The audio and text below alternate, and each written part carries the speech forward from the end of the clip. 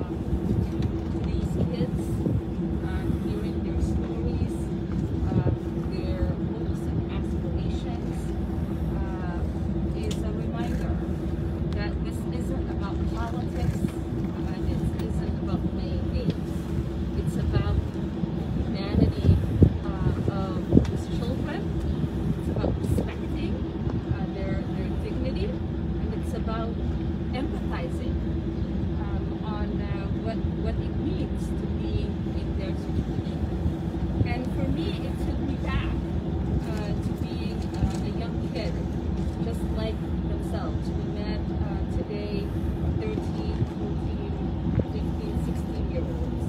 I myself was a child who fled, like these kids, unconscionable violence, situations. I think oftentimes we forget to consider here in our comforts in the United States that many across the world are living with, even our closest neighbors. And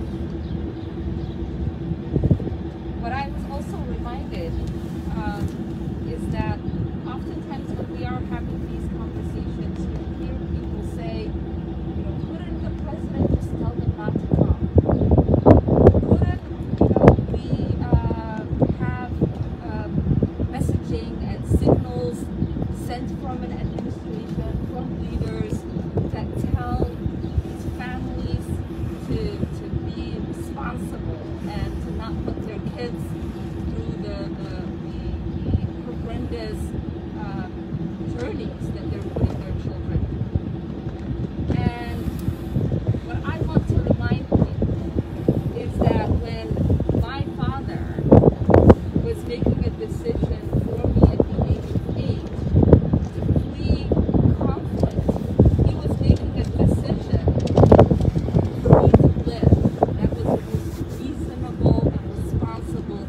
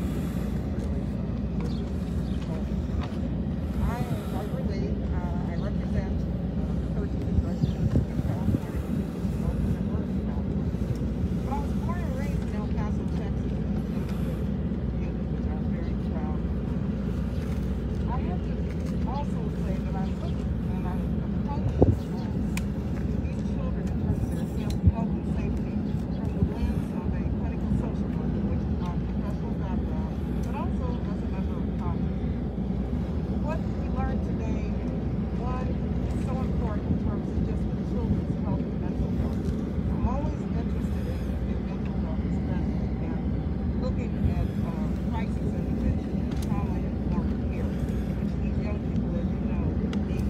And I'm pleased, and I visited other facilities under the prior administration, and I was pleased to see that these young people have that type of crisis intervention mental health services available to them.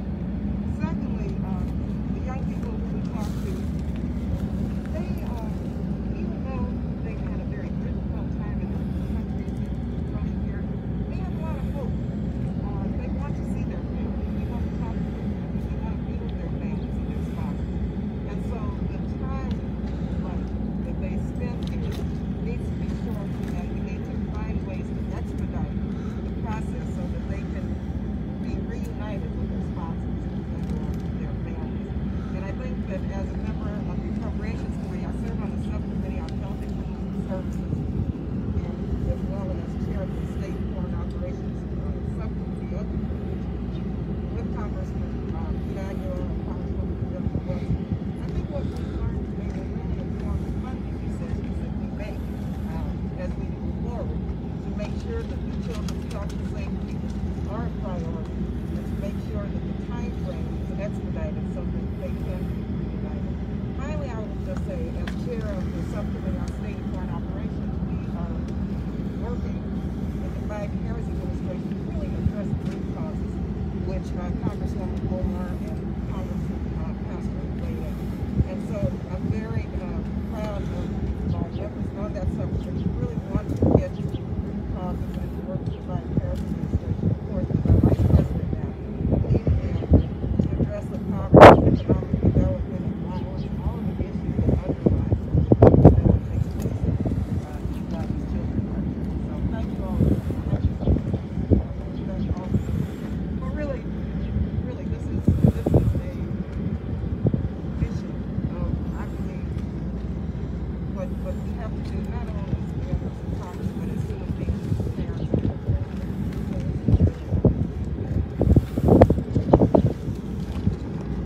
Thank you, Chairwoman Lee. My name is Pete Aguilar. I'm the Vice Chair of the House Democratic Caucus. I want to thank Chairman Castro, my chairman from the Democratic Caucus days, and his entire team for helping to organize this trip. And we are joined by a broad cross-section in everybody from the House Democratic Caucus on this trip. And we all come from our own perspective, but we are focused on one of the essential functions that is our job of providing oversight. And we take that job very seriously. Congresswoman Wexton and Chairwoman Lee and I serve on the Appropriations Committee. I serve on the Homeland Security Subcommittee. And like Chairwoman Lee mentioned, what we saw and the conversations that we've had will help inform the decisions that we are going to make to ensure that this system is better. We all agree that it is a broken immigration system that was compounded by decisions that the Biden administration made, from withholding aid to the Northern Triangle countries to dismantling the asylum process. We know that we can do better. And we're pleased to have partners in the Biden-Harris administration who want to help us do that job. So I appreciate the opportunity to come see with my own eyes what is happening here, the conditions, to have conversations with these young people, to understand their perspective and to see that they have relatives who are willing to sponsor them in the United States. So I appreciate the opportunity to be here, and I will now introduce Congressman Jimmy Panetta. Thank you, Pete. Thank you, Congressman Castro, for the second time that you hosted me at the border. I appreciate that. Thank you to all of my colleagues, and thanks to all of you for being here to cover this. My name is Jimmy Panetta. I represent the Central Coast of California, California's 20th Congressional District. Clearly not a border district, but I can tell you a lot of my constituents across the border, a lot of families that cross the border. And so it's my responsibility to be here to make sure that those who cross the border to avail themselves of the laws of this country are treated with the same respect, the same dignity, and the same same purpose that are the foundation of the laws of our nation. And what we've seen today, what we've heard today, is that it comes down to resources. And unlike the last administration that was unwilling to provide the resources, I do believe that this administration, you are seeing resources being and will continue to be provided in order to deal with the number of people who are coming here, in order to deal with the unaccompanied minors who are here, who, as I just heard personally, are seeking a better life, as their parents wanted for them as well. And ultimately, as I grew up, my Italian immigrant grandparents, that is the American dream. And it's our responsibility here to make sure these young men and women who are coming here have that opportunity to fulfill the American dream. And that's my message back to this administration, is that to continue to work together so that we can fund the resources necessary so that we can continue to work with these men and women who are coming here. So I look forward to doing that, be it on the Ways and Means Committee, I'm on the Armed Services Committee, I'm on the Ag Committee. All three of those committees, I believe this issue is excellent. So I look forward to working on that, working with all of my colleagues as we go forward to make sure that everybody has the same opportunities that we do. Thank you. I'll turn it over to Congresswoman Rashida Tlaib. Oh. Sorry. Jennifer Wex. Good afternoon. My name is Jennifer Wex, and I represent Virginia's 10th Congressman. So Virginia, not a border, but I did have an opportunity in my previous life as a guardian ad litem to work with some of the unaccompanied minors who were in foster care. So when I heard what was going on here at the border, I wanted to come and see for myself and ensure that these kids were being treated in a way that was safe and secure and with the dignity that they deserve. From what I saw here today, I'm very confident that they are. But I also came to see for myself what we could do better. Listen and to learn. And came away with concrete examples of things we can do to help speed the process so that kids don't have to spend so long in facilities. Things that we can do as a border to help speed their process there as well. And we're also going to have to address the long-term factor. Because this is not something that arose overnight, and we're not going to fix it overnight. We need to get serious about also dealing with the push factor in order to try and increase. I'm very pleased to have partners in Harrison. Very much. It's great to join you here today. Thank you so much, Joaquin, again, for allowing me as a member of the House Oversight Committee to come myself and be the eyes and ears for many of our American neighbors all across the country who cannot access these facilities, to be able to look in the eyes and listen directly to the people being directly impacted by us not doing more to have a just and humane immigration system.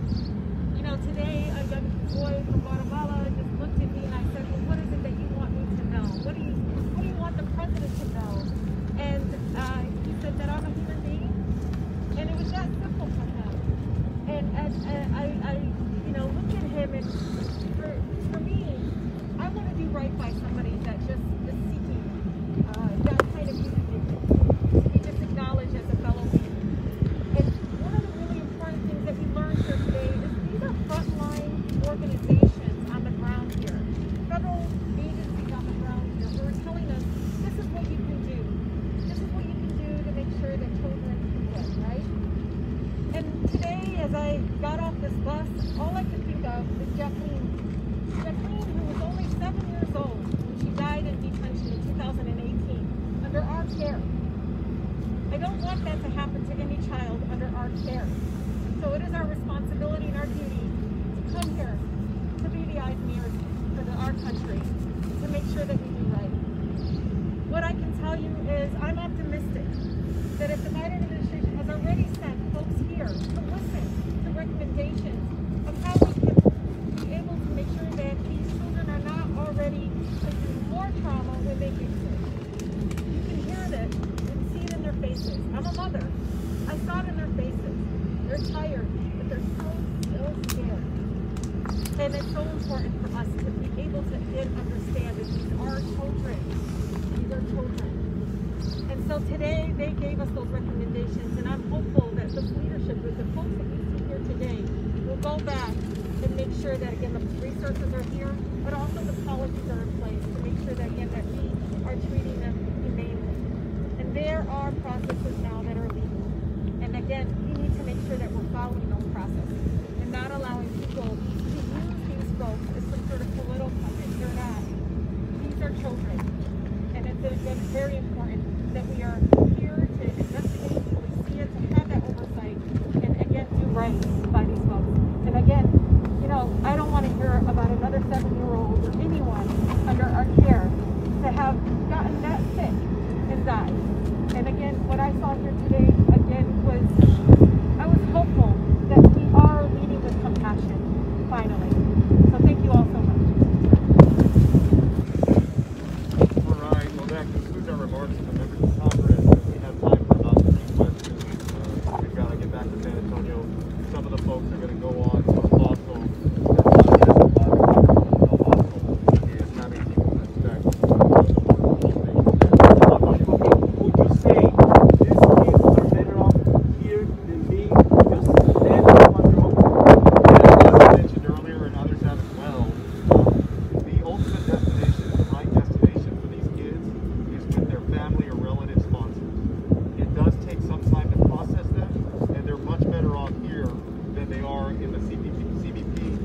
processing centers where we have seen, not just in the last week or so, but even before, in years past, the conditions at the CBP processing centers, where you have people sleeping with aluminum, what looks like aluminum blankets and so forth. So this is a much better situation for them, but it's not the right situation for them. Did they explain what is happening to kids who have tested positive for COVID-19? And did they choose the children you spoke with, or were you able to just choose which kids you spoke with? They had a group of children for us to speak to, but we also interacted with others through their spontaneous speech as well. I have a question. And those kids volunteered. And with respect to COVID-19, they're taking all COVID-19 protocols. We were all made to wear N95 masks. We've all been vaccinated. So they're taking very, very careful care with the kids who are infected with COVID-19. Yeah, what's so incredibly different from what I saw in the El Paso Guard or Luisa team was the lack of medical care. Here, it was extraordinary to see the number of medical staff here on site. To just not only, obviously, the physical, but also the trauma, but they are, had us come and see how the quarantine process is so good. And again, many of them were already scared of certain people hearing those kids. But you can see there very much have competent staff here, medical staff that are, I just saw them doing exams today, saw them interacting with the kids, daily, and again, and how they're also doing it is even among the group, is making sure they're not with folks that are not positive. So we saw that firsthand, exactly the process they go through. And again, it was, for me, I think as a mom, I was like, this is good. This is making sure that other kids are not involved. Congressman Castro, can you tell us, one, what were some of the specific things that they asked for that they said they needed? You mentioned that very early in the news The conference. recommendations for Yeah, the speeding up the recommendations. process. And Yeah. second, can you tell us what the public should take from the fact that you, as all Democrats, are here and Republican senators are over there, and there's this big issue that has to be addressed? Well, look, we want to find solutions to this situation. And we want to figure out how this system can work better so that it's more humane, more respectful of people's dignity, and ultimately achieves its goal, which is to give people their day in court to be considered for asylum. Not everybody who petitions for asylum is going to be allowed to stay in the United States. That's a fact. But these folks should have their day in court. That's what they're asking for. And we should treat them humanely in the meantime. And so with respect to some of the recommendations, for example, there was a recommendation on how the federal government could keep people in places other than the CBP processing center, so that they would still be identified for who they are when they come in, when they present themselves at the border, but they wouldn't be kept in those cramped facilities. And that you could process them more quickly by mobilizing the federal agencies to one location to do that. Because we're talking about thousands of people right now. And there were also recommendations about the work hours hours for folks who are working on these kinds of cases. In the past, people's work time was not utilized in the way that perhaps the best way that it could have been. And so we got a list of specific recommendations. Those were also passed along, many of them to the administration a few weeks ago. But I'm glad that we were also informed of them so that we can go back and press the administration and work on those things as well. Yes, one of the most important recommendations that has been presented is a variety of ways to shorten the working time. When you shorten the working time, that the young people will be here so that they can, this is a transition point, so that they can be reunited with their family spouses. So they recommend how to do that. Once again, it gets down to more resources. Like I said, we're talking about, well, how do you verify the family members that are not here and in other parts of the country? And it's sending caseworkers out there doing background checks. And so that takes, once again, it takes a lot of resources to do that. You don't think that through, but that's all the steps that needs in order for these young men and women to be processed accordingly. I just have to follow up on your response about the different things going on the border, the Republicans there and you guys here. You said, well, we want humanity. So are you saying the Republicans don't want humanity, or what should people that are seeing these two different things go on, and do we get anything from this as a public? Is this just theater? I mean, I don't know how many of you all have been here before or been on the border before. No, I mean, look, we come to these facilities to figure out what's going on and figure out how we can make things better. And that requires not just our efforts, but other members of Congress and the administration and local officials and nonprofits. And so it's a big process to do that. And it takes a lot of work, not just from members of Congress, but also from staff here as well. And so we're here in earnest. I can't speak to, I know Senators Gordon and Cruz, I think, are in Rio Grande Valley today. I don't know whether they've done their event or not. I don't know what they're doing. Have you ever invited Republicans? Did you invite any Republicans to come on yeah, this? I mean, in fact, I think on Twitter, before we did this trip, I said any member of Congress who's interested in attending to reach out to my office. I've done that before on the other trips that I've done. And we've actually had, on occasion, in the past, not this time, but we've actually had members of Congress that have been part of things that hotels that I've been on. Yeah, well, any 7 members of Congress here, would you call it a crisis, that what's going on with immigration and the border? Young people fleeing violence is a crisis. Broken immigration system is a crisis. We can call it whatever we want. Our job is to help fix it. Right. And so that's what we are focused on. That is our job. That is our responsibility. And so while, and I know Kevin McCarthy and House Republicans came down to the border previously, and they had 0 solutions. When asked, what would you change? They had no comments. They wanted to play politics. They want to go to the most difficult, CBP facilities and point to it and say that the president created this. And what we're focused on is from the minute individuals claim lawful legal asylum to the minute that they are paired back with a relative, that is a humane process that goes from CBP to ORR to facilities like the one behind us, and it is done in a safe and humane way. So while Republicans want to talk about Mr. Potato Head and Dr. Seuss, we are focused on delivering solutions for our team. What are some of your recommendations to the Biden administration to make this better? Well, we just shared some of those, and then we'll share some of those when we get back to Can I just follow up on that? What can be done immediately? Because, resources is budget, is approach. Is that all EO that has executive order, or? One of the immediate things they said was ORR was just the other in the previous administration.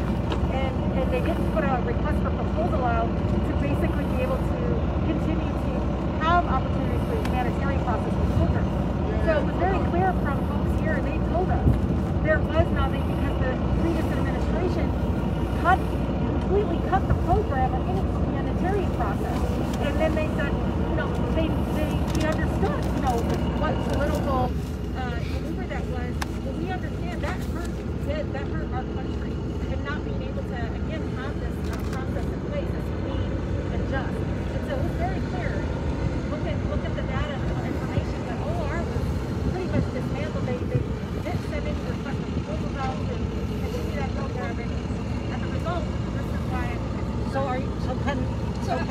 executive orders that have to be used? Oh, no. Yeah, it's already been passed. Let me say this. I think it's been made very clear by the administration that it's not what resources they're looking for, that it is not the executive orders that they did that has caused, what's happening with our borders and children that are coming in. These are natural occurring, right? And so what they're looking for right now is to figure out how the resources they already have. The administration hasn't asked for these resources. The resources they already have, how to deploy that in the most effective way to address a problem that was created by an administration that believed you had to create maximum pain in order for immigrants not to come to our border. And so when you have an administration now that says we are going to deploy maximum humanity and dignity in treating people in regards to our policies, then we are excited because then we see partners in humanity. We see partners who see children who are coming to our country seeking help. And what we are ready for, right, is to listen to the recommendations that are made that the administration already sent representatives for, and as members of Congress use, right, our collaborative work and say, these are the recommendations that you got when you were there. We heard the same things. What is it going to take for you to be able to implement these recommendations? What is it going to take for you to expedite these reunification for some of these kids who are here who already have family members here? What is it going to take for you to have more licensed places so that kids who don't have immediate family members here can be in those environments? How do we expedite the asylum process for some of these kids? We also recognize, unlike Republicans, that there is a crisis happening with our neighboring countries. That is why you see the Vice President be part of head of a task force that is going to address that. Because we can't address migration without addressing the causes of migration. And many of us have been talking about that for a really long time. Right? People don't just choose to leave the comfort of their home and their country unless they have to. And we have a lot of resources here in this country to be both partners to our neighboring countries and provide resources in order for there to be mitigation in the migration that we are seeing. But it's going to take time. It's a lot of work. We're all committed to it. And it's really important that when you all are asking these questions, that it's not about just the games that are being played or the politics, but it's about the real humans and the real situations people are in, so that we can actually have conversations about what to do and how to move forward. Thank you all. You brought up Vice President Harris is leading a task force. In light of what she said about the ICE preferring them to